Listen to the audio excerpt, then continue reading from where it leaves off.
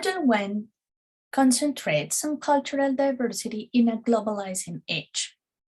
This is truly important in our course of education and multicultural societies. Why? Because it implies from us to elaborate a critical position based on the constructs that we will identify from the literature to establish a relationship between theoretical perspectives on the one hand and the emergency of educational communities' needs on the other hand. From that, in the first stage of our module, we will understand and reflect literature-based information to analyze those emerging needs that we will study through the characterization of different educational communities.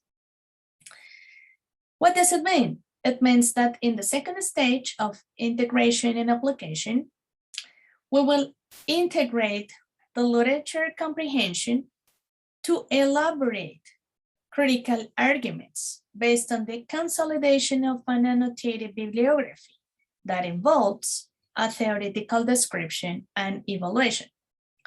We will carry out those activities through group working interaction and collaborative work.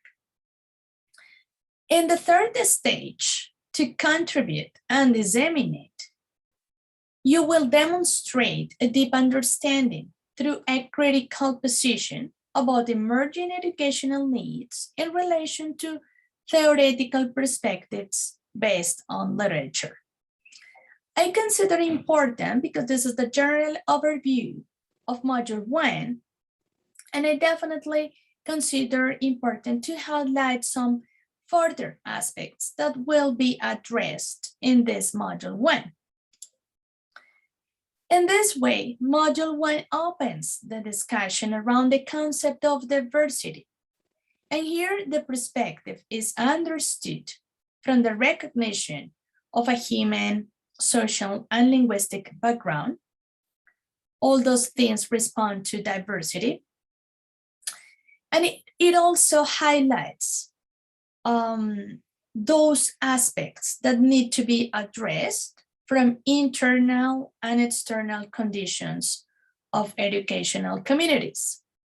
That implies that language, territory, traditions, and cultural representations require a deep definition for those communities that constitute particular and specific characteristics around those groups.